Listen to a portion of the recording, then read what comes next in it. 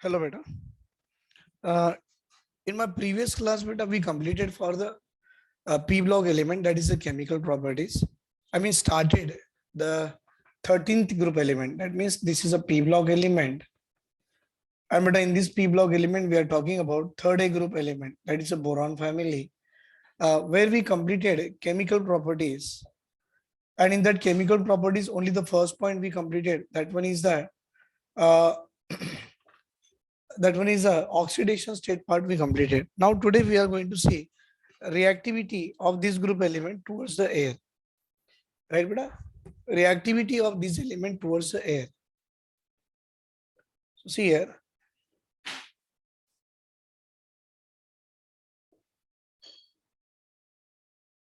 First element of this group element is a boron. And we know as it is a crystalline form, boron is a unreactive.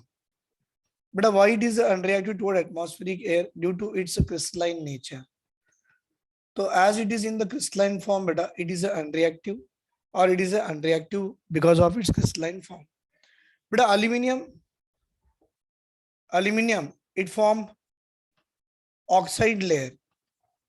Sir, aluminium form oxide layer on its surface. But when it comes in contact with the atmospheric air, it forms the thin surface or thin oxide layer will form on its surface.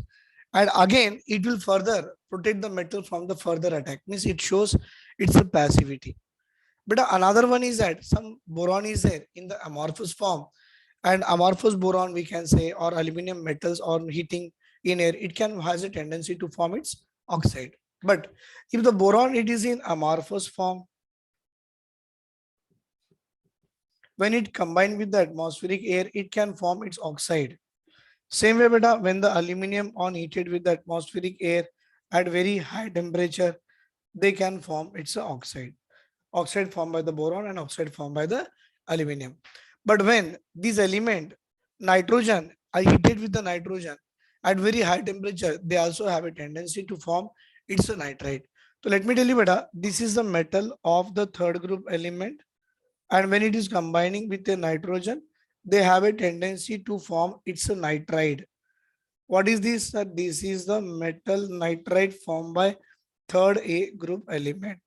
When it is heated with a nitrogen at very high temperature, third A group, heated with a nitrogen at very high temperature, they have a tendency to form its nitride, right?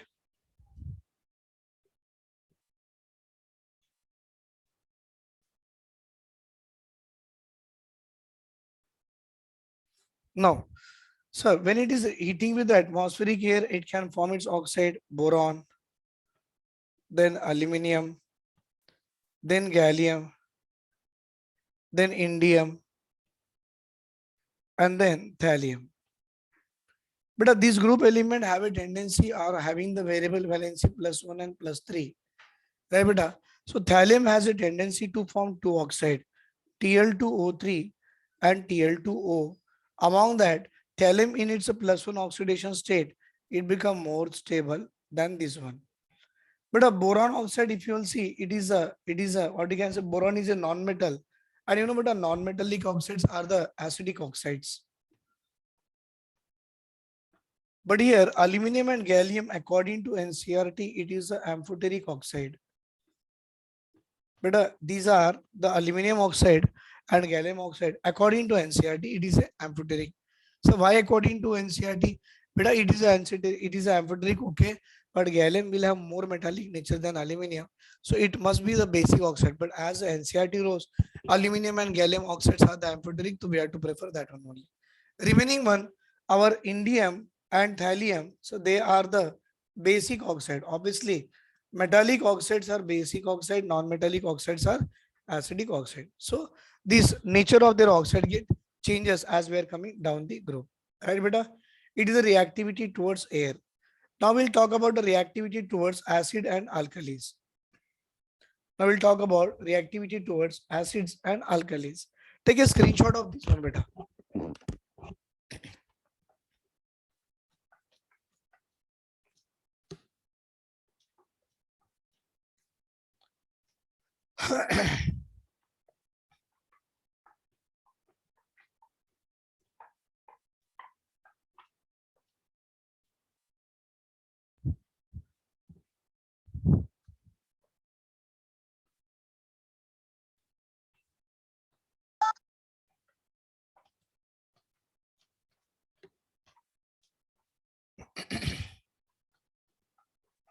Second one is reactivity towards acids as well as alkali.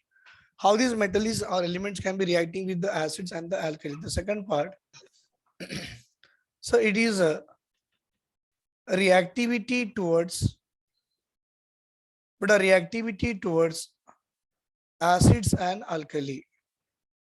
How does it react towards the acids and the alkali? That part we are going to see here, right?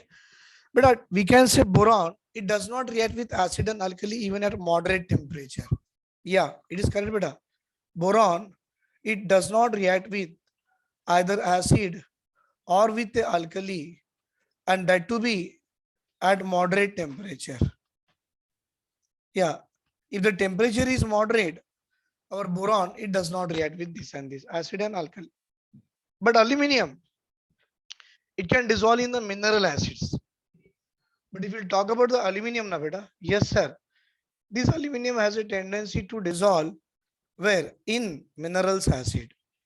Yeah, beta. HCl, HNO3, H2, sulfur and all. And it also has a tendency to dissolve in the aqueous alkali. Dissolves in mineral acid and in aqueous alkali. That means beta aluminum is an element has a tendency to combine with the acid as well as base. Obviously, it indicates it is a what? Amphoteric in nature. The first point already we saw, and now also it was clarified or cleared that it is an amphoteric in nature because it has a tendency to combine with acid as well as with the base. So that means when it is combining with the acid, behave as a base. Combining with the base, behave as an acid. One element will have both the property, acid and base, will act as a what? Amphoteric in nature. Let me show you aluminum beta here. Suppose this aluminum on combining with a dilute HCl, it is in solid form, it is in aqueous form. So when it combines with the acid, it has a tendency to form its salt. What is that beta? It form Al3 plus ion, make it 2 times. Then as we are making 2 times, what beta now? That means chloride is also there. It should be how many 6 moles of the chloride should come. That is in aqueous form. This aluminum 3 plus beta, it is also in the form of solution. 2 Al3 plus 6 chloride and together will form 2 moles of AlCl3, right sir? And it liberate here as a hydrogen gas. So make it 6 mole. Hydrogen how many beta? 3 into 6 I got here as a 6 moles of HCl on combining with aluminum to form its salt and liberate the hydrogen gas, right? But when the same aluminum is combining with a concentrated nitric acid na beta, it renders passive. Same aluminum on combining with concentrated nitric acid, beta, it shows its passivity. But what is meant by passivity, you know? Initially, this aluminum will combine with the acid and form its oxide layer on its surface. But once it will form the oxide layer on its surface, further attack of acid on the aluminum will stop.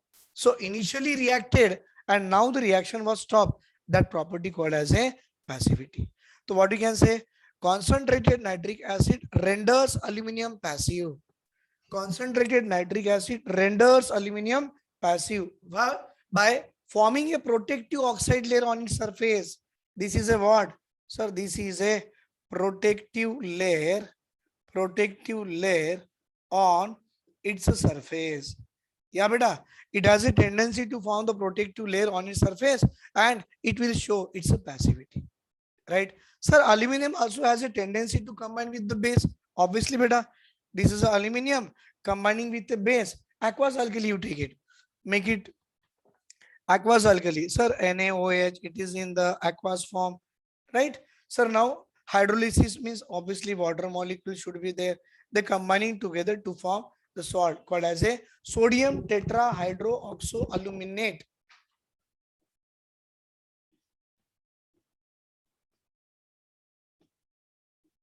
Right? Sodium how many? 2 times. Make it 2 times. But aluminum ki valency 3 plus you want. Make it as a minus. It is in which form? AQ, aqueous form. Plus it also liberate the hydrogen gas. Sir, aluminum has a tendency to combine with the base, has a tendency to combine with the acid, and hence it has a what? Amphoteric property or amphoteric nature. Right, beta? Take a screenshot up to here. Take a screenshot up to here.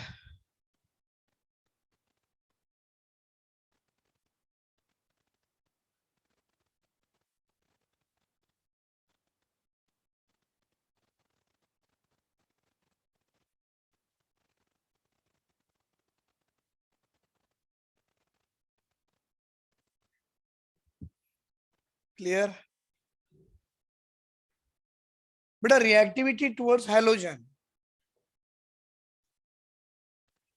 Sir, it is a reactivity towards halogens. But here halogens we are using X, that may be fluorine, chlorine, bromine, and iodine. I will do one thing.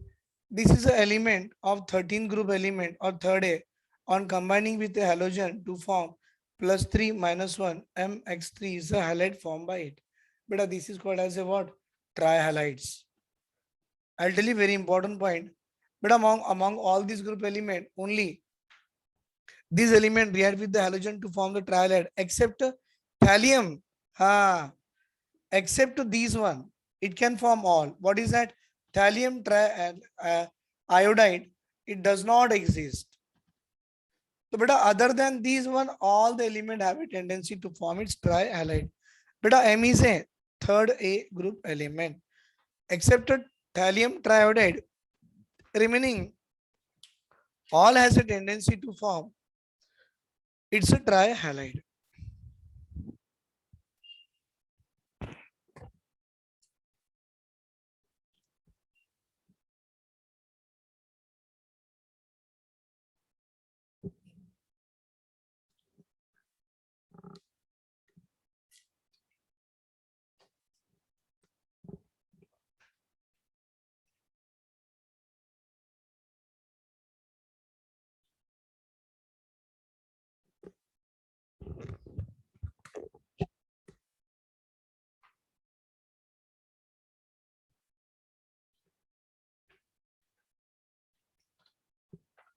But now we'll see some anomalous properties of a boron. Because that is as it is given in our NCRT. So we have to follow that part also. That is the anomalous properties of the boron.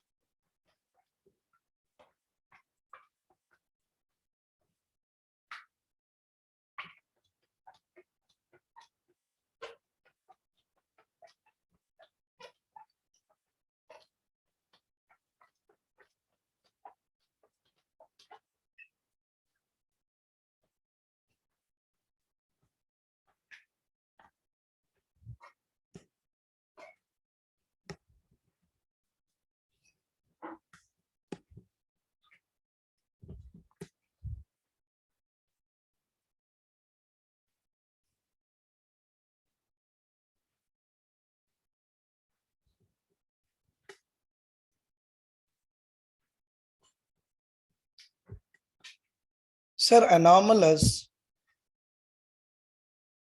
properties of anomalous properties of boron. Actually, but there will be so many chemical trends are there in chemical behavior of 13 group element. But among that, if you'll talk about the trichloride, tribromide, triiodide, they are covalent in nature, means obviously they can be hydrolyzed in water. Some species are there, they have a tendency to form tetrahedral complexes. But a tetrahedral complexes will be something like that. 4 bond are there. -4 become +4, +4 -1 become +3. And octahedral complex is also there.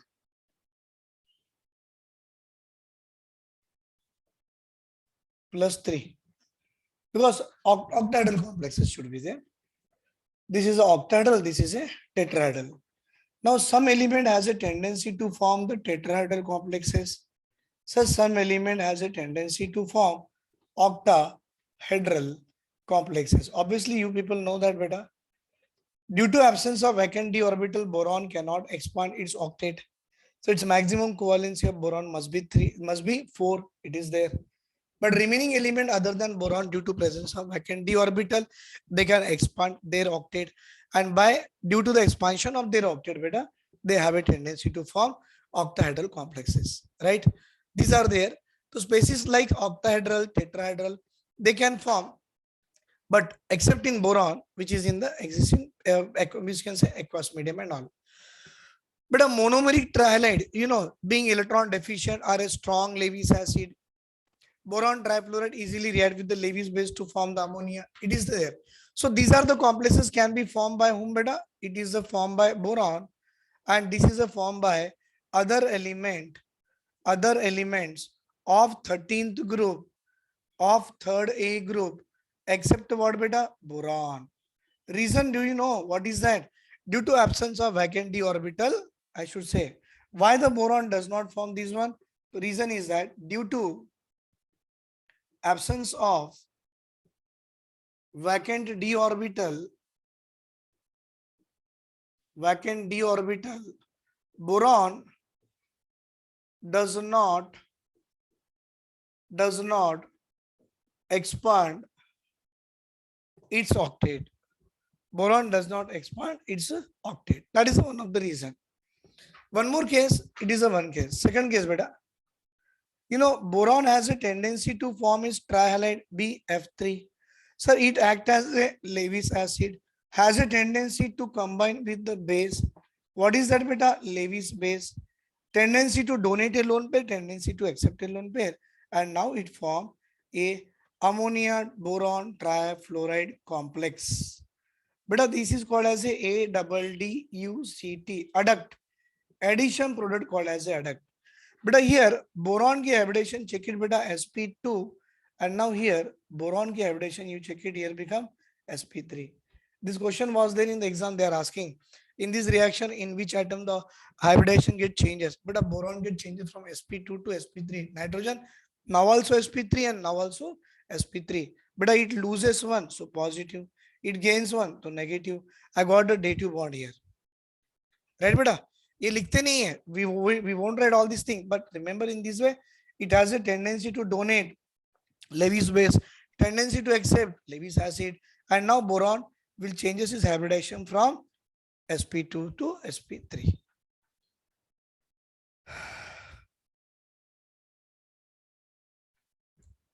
But what does this point indicate? This point indicate that maximum covalency, but a maximum covalency of boron is 4, and here maximum covalency of the other element other than boron must be 6. So octahedral complexes, tetrahedral complexes.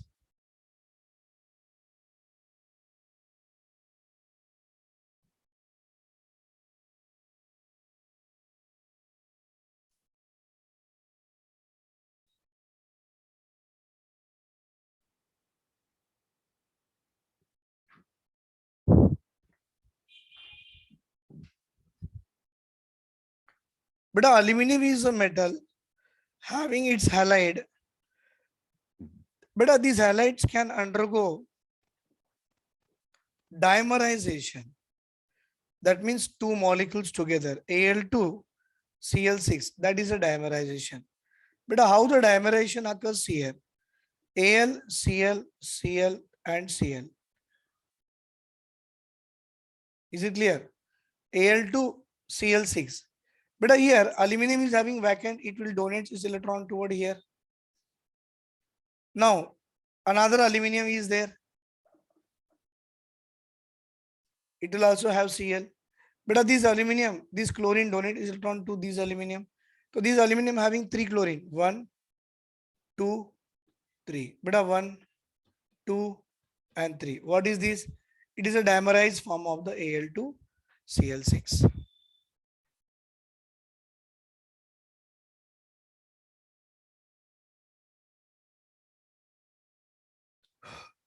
Is it clear?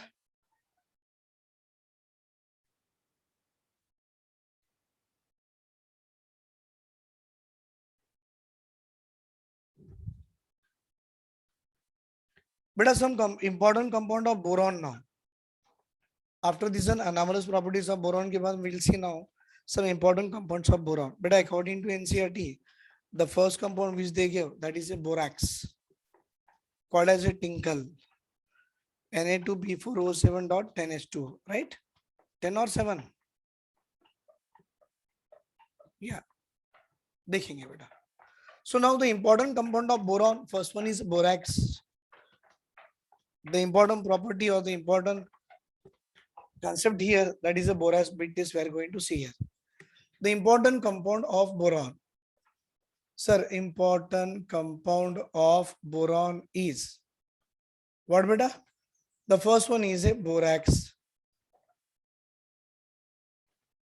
First one is what? Borax. So the most important compound of boron is a borax. It is a formula beta Na2B4O7.10H2.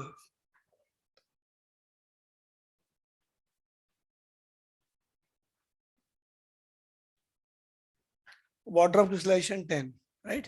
It is a white crystalline solid.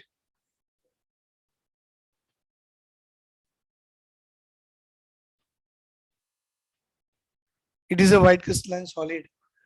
But it contains tetranuclear units, very important. It contains tetranuclear units. But what is this tetranuclear unit? No? B4O5. B4O5. OH taken 4 times. Yeah. OH taken 4 times and 2 minus ion. Sir, actually take out 2 plus, so minus 2. Okay, beta. B4, yes. Oxygen how many? 7 plus 10, 17. Beta 5 plus 4, 9. Right? 9. Actually, we are having how many? 7. But oxygen, see beta, how many are there? 7 plus 10, 17. But we took here how many? 4. Right? And 4 plus 5, 9. Hydrogen, beta, how many? Sorry, beta. Oxygen is 10 plus 10, 70. Hydrogen, see beta, 20. Here, how much we took? Only 4. Why? The remaining water of crystallization will come off. How it can be written, beta? The correct formula of this one can be written as, this is there, kada. So the correct formula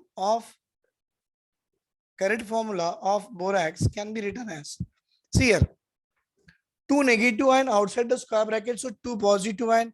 I should put here Na2. Then everything remains same. What? B4O5 OH taken? Yeah, sir. B4O5 beta OH taken 4 times. Actually, hydrogens how many? Oxygen how many? 17. We are having how many here? 9. Remaining how many beta? 8. So 8 means obviously 8 water of crystallization. Hydrogen 8 into 2, 16. 16 plus 4, 20. 10 into 2, 20. This is the correct form of the borax. But in sometimes, IIT exam questions they are asking, even in the NEET level they are asking, but in these tetranuclear units how many boron are having their hybridization sp2 and sp3? That one also I will try to show you. 1, 2, 3, 4. But 4 boron.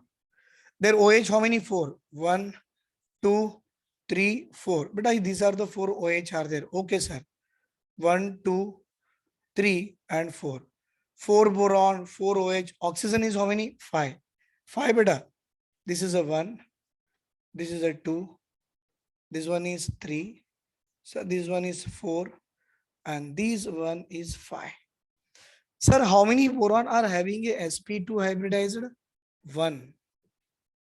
Beta, this one is also which hybridized? sp2. Beta, this boron is undergo which hybridization? sp3. And this boron undergo which hybridization, sir? It is also sp3. Means out of 4, sir, out of 4, 2 are sp2, remaining 2 are sp3, and sp3 boron are attached to each other by, what is that? BOB bond. Right? So these are the part will be there. But borax has a tendency to dissolve in the water to form the alkaline solution. Very good, sir. Now I'll say here, this is a borax. Sir, this borax dissolve in the water. It has a tendency to form its solution called as a alkaline solution. But how to write this formula? Na2B4O7 plus 7H2O. Na2B4O7 plus 7H2O. But make the alkaline solution, means obviously formation of OH will be there. 4 moles of H3BO3 plus NaOH, sodium 2, make it 2. Due to presence of NaOH, but the solution is a alkaline in nature. The name of the compound is a orthoboric acid. But it must be called as a what? Orthoboric acid. Borax undergoes hydrolysis and form orthoboric acid, which is a alkaline in nature due to the formation of NaOH. Right? But another one more property is that ki borax on heating, one more property. But a borax on heating first loses water molecule and then swells up. See, borax, when you are heating, it loses water molecule and it swells up. Good. On further heating, it converted into transparent liquid. Sir, further heating, it will be converted into transparent liquid. Yeah, beta. Again, on further heating, when slowly cool it, it solidifies into the glass like material. So again, on cooling, sir, on cooling, it undergoes solidification. And sir, solidification, as it undergoes solidification, see beta, what will happen? It will form a, we can say, a material, glass like material. It will form the glass like material, and sir, this glass like material will be called as a what? Borax bead. It must be called as a what, beta? It must be called as a borax bead, right? So these are the formation of what we can say, or the borax bead test. I'll show you the reactions and all for this one. Please note down this one. Beta, note down this one. See here. Na2B4O7.10H2O. Very good. On heating, it swells up. So obviously it loses water molecule and form Na2B4O7. Anhydrous form called as a sodium metaborate. Sir, it must be called as a what? Sodium metaborate. Beta, it is called as a sodium metaborate. Sodium metaborate on further heating, what it form, beta? It form NaBO2 and B2O3. Like, so on this one, I will write directly here. Beta, we are getting here as a 2 moles of NaBO2, right? Plus we'll get B2O3, boric anhydride, plus B2O3. Sir, B2O3 is called as a boric anhydride. But this we got the NaBO2, that metal borate, that it is used, the metaborate of many transition metals, whatever we are getting, beta, they are having a characteristic colors. That means we can use this test as a borax bead test for the identification of a transition metal ion. I'll write on the other side. Please take a screenshot of this one.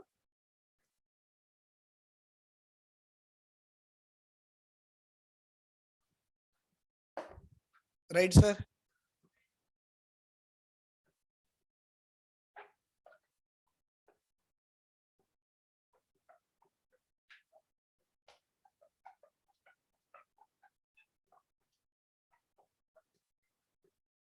On other side, I am writing beta, the metaborate of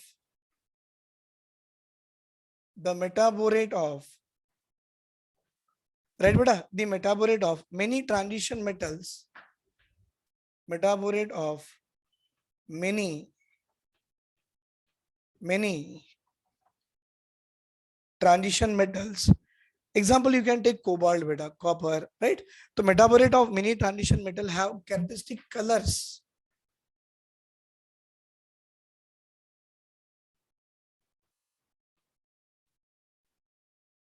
They have characteristic colors, and therefore this test is called as a, and therefore borax bead test is used to identify, right beta, identify these transition metals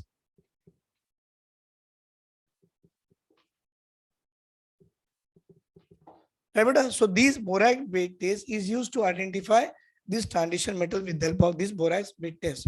For example, suppose borax, example beta. Suppose this borax, when it is heated with a Bunsen flame with a cobalt oxide, cobalt oxide.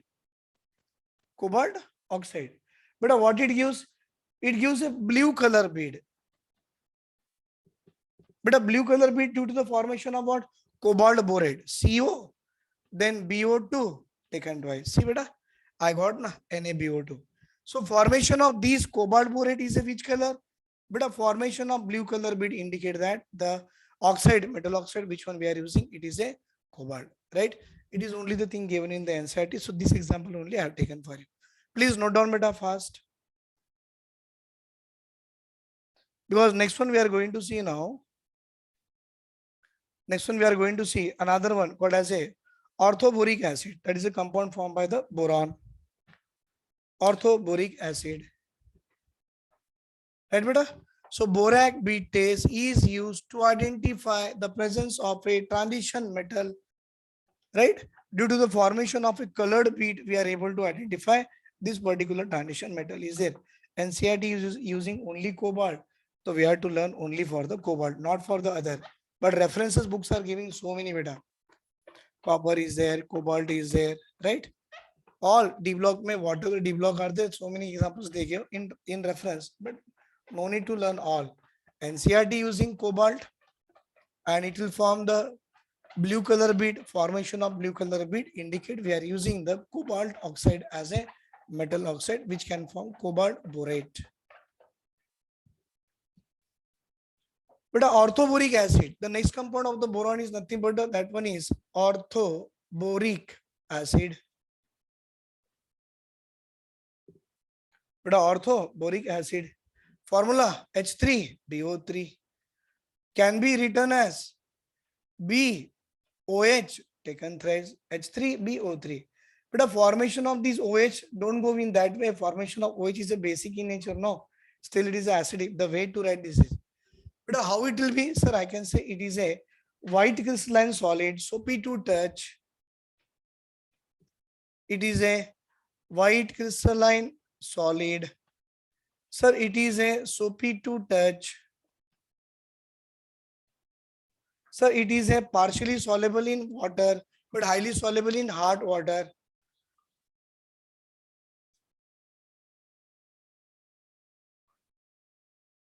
Partially soluble in water, but highly soluble in hot water. Right? Sir, how it can be prepared? By acidification of aqueous solution of borax.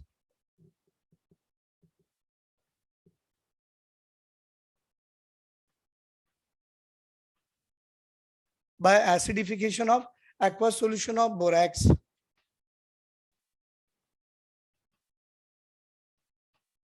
How about acidification of aqueous solution of borax gives rise to orthoboric acid?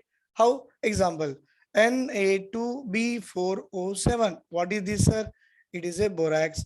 Sir, what you have to do? Acidification you have to do. How? By adding acid in presence of water. Sir, what it form? Orthoboric acid with a formation of salt.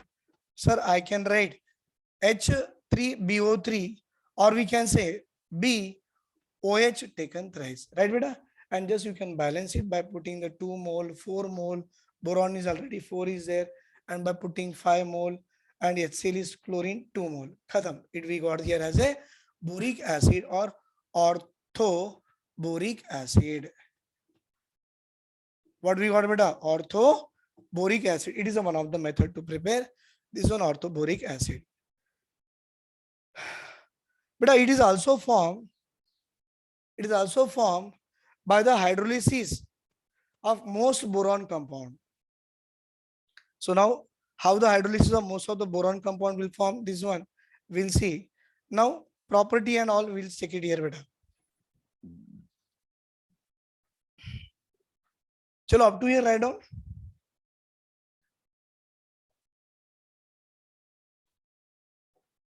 Beta, boric acid is a weak monobasic acid. Sir, what is meant by weak monobasic acid? Sir, it is the weak acid whose basicity is 1. What is the basicity, beta? Number of replaceable H plus ion, right? Okay. Beta, it is not a protonic acid but act as a Lewis acid. Yeah. It is not a protonic acid, means don't consider that it has a tendency to replace one H plus ion, so basicity. No, not like that. It is not a protonic acid but act as Lewis acid. How? By accepting electron from OH ion. By accepting electron from OH minus ions. I'll show you beta. By putting the example, I'll show you. Please note down up to here.